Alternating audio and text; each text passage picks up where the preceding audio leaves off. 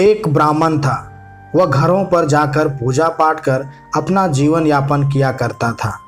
एक बार उस ब्राह्मण को नगर के राजा के महल से पूजा के लिए बुलावा आया। वह ब्राह्मण राजमहल का बुलावा पाकर खुशी खुशी पूजा करने गया। पूजा संपन्न कराकर जब ब्राह्मण घर को आने लगा, तब राजा ने ब्राह्मण से एक सवाल किया, हे ब्राह्मण देव, आप भगवान की पूजा करते हैं, तो यह बताइए कि भगवान कहाँ रहते हैं, उनकी नज़र किस ओर है और भगवान क्या कर सकते हैं। राजा के प्रश्न सुन ब्राह्मण अचंभित हो गया और कुछ समय विचार करने के बाद राजा से कहा, हे राजन, इस सवाल के जवाब के लिए मुझे समय दीजिए।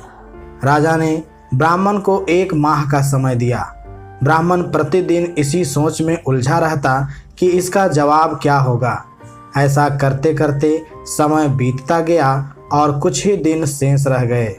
समय बीतने के साथ ब्राह्मण की चिंता भी बढ़ने लगी और जवाब नहीं मिलने के कारण ब्राह्मण उदास रहने लगा।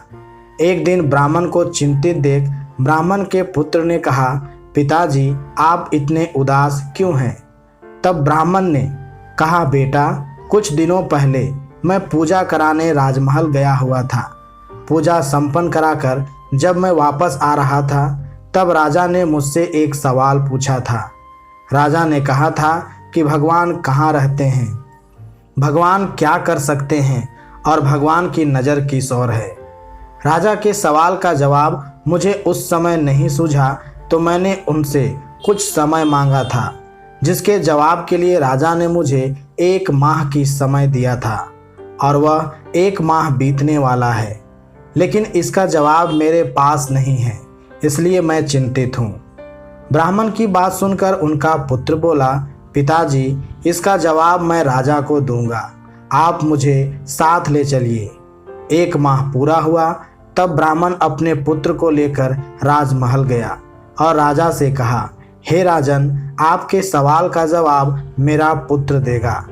राजा ने ब्राह्मण के पुत्र से वही सवाल पूछा, बताओ भगवान कहाँ रहते हैं, भगवान की नज़र किस ओर है तथा भगवान क्या कर सकते हैं। उस ब्राह्मण पुत्र ने राजा से कहा, हे राजन, क्या आपके राज्य में पहले अतिथि का आदर सम्मान नहीं किया जाता?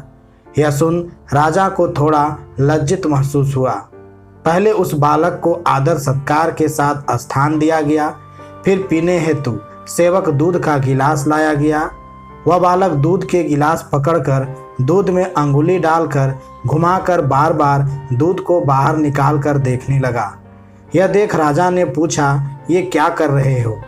बालक ने कहा, सुना है दूध में मक्खन होता है, मैं वही देख रहा हूँ कि दूध में मक्खन कहाँ है।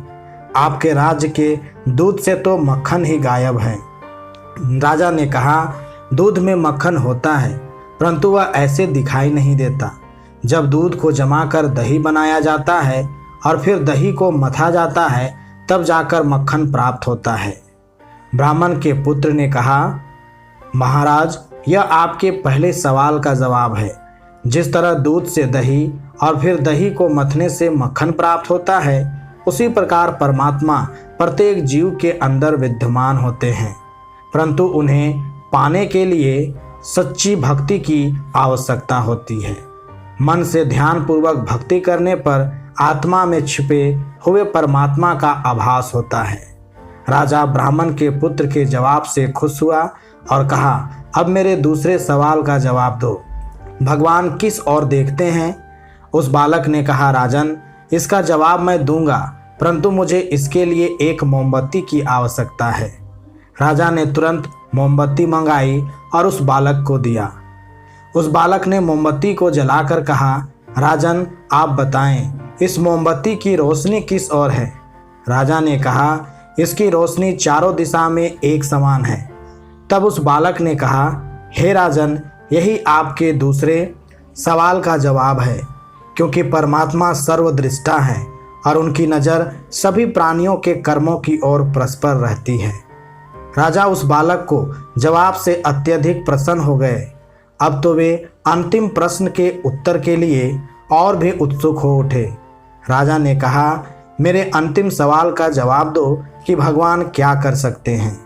बालक ने कहा, हे राजन, मैं इस सवाल का उत्तर अवश्य दूंगा, परंतु इसके लिए मुझे आपकी जगह पर और आपको मेरी जगह पर आना होगा। राजा को तो उत्तर जानने की उत्सुकता थी, वह अपनी सहमति दे दिए। वह बालक राजा के सिंहासन पर जा बैठा और कहा, राजन, आपके अंतिम सवाल का जवाब यह है।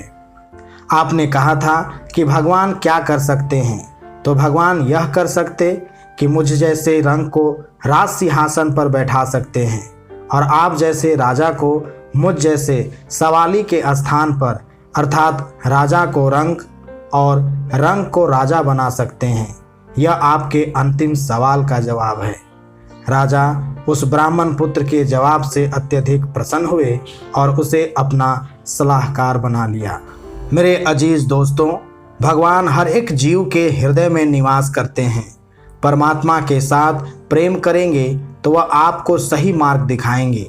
इसलिए हर जीव को पूजा पाठ, भजन कीर्तन करना चाहिए, जिससे आप अपने अंदर की उस शक्ति से जुड़ सके जो आपके भीतर ही मौजूद है, लेकिन आप उसे पहचान नहीं पा रहे।